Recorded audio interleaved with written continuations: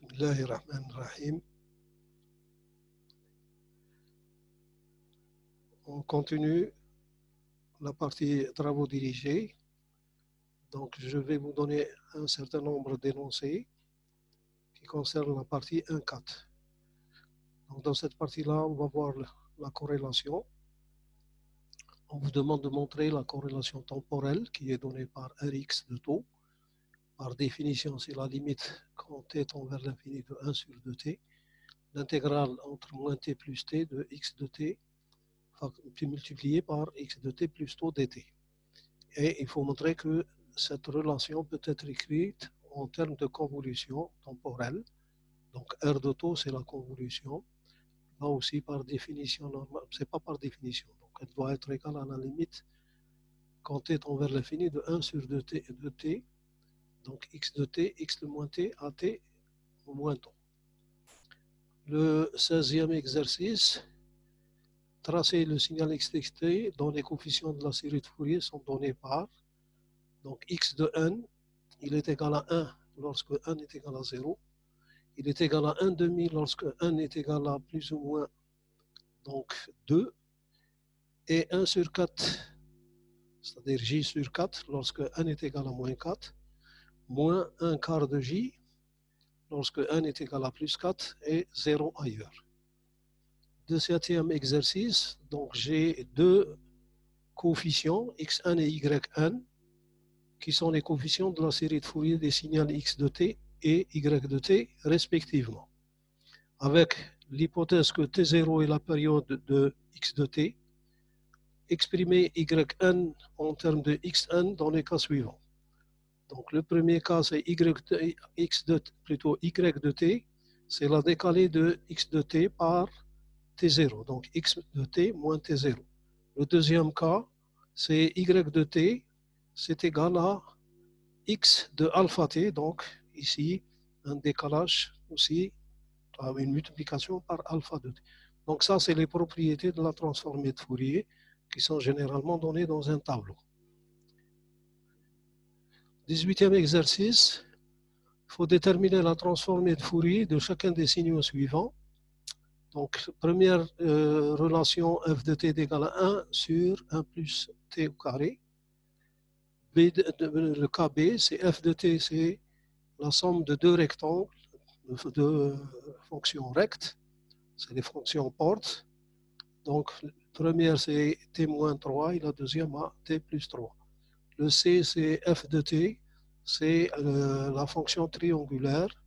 Donc t-3 et t plus 3, donc comme celle du rect. Le D, c'est g de t est égal à sinus cubique, sinus cardinal cubique de t. Le E, c'est t sinc de t. Bien sûr, la fonction triangulaire delta de V, elle est égale à V plus 1 lorsque V est compris entre 0 et moins 1, et elle est égale à moins V plus 1 lorsque V est compris entre 0 et 1. Au 19e exercice, montrer que la transformée de Fourier de 1 demi delta de t plus 1 demi plus delta de t moins 1 demi, elle est égale à cosinus pi f. Prouver la paire de transformées suivantes. Donc, la transformée de Fourier de cosinus pi t, elle est égale à 1 demi delta de f plus 1 demi et plus delta de f moins 1 demi. Donc cette relation est bien connue. Il faut la prouver à partir de du premier cas. Le 20e exercice, calculer l'énergie d'un signal qui est S de t, qui est donc égal à la fonction recte entre 0 et 1, plus j, i, donc de t sur 2 à 2t. Donc ici, le i, la fonction i, c'est la fonction recte. Par exemple, ici, cette deuxième-là, elle est égale à recte de t moins t sur 2 sur t. Donc elle est égale à 0 si t compris entre 0 et t et 0 ailleurs. Écrire S de t avec plus de détails, ou bien dans plus de détails, puis calculer son énergie. De l'exercice 21, calculer l'énergie du signal suivant. S de t, c'est l'exponentielle moins 3, valeur absolue de t, plus J de pi t. Toujours dans le calcul de l'énergie, le 22e exercice, classer chacun des signaux suivants en tant que signal d'énergie ou signal de puissance en calculant l'énergie ou la puissance P, où A, T et oméga, donc A, θ, oméga et tau sont des constantes positives réelles. Donc x1, la première équation, x1 de t c'est A, valeur absolue de sinus oméga t plus θ. La deuxième fonction, donc le deuxième signal, c'est x2 de t, il est égal à A tau sur racine de tau plus jt.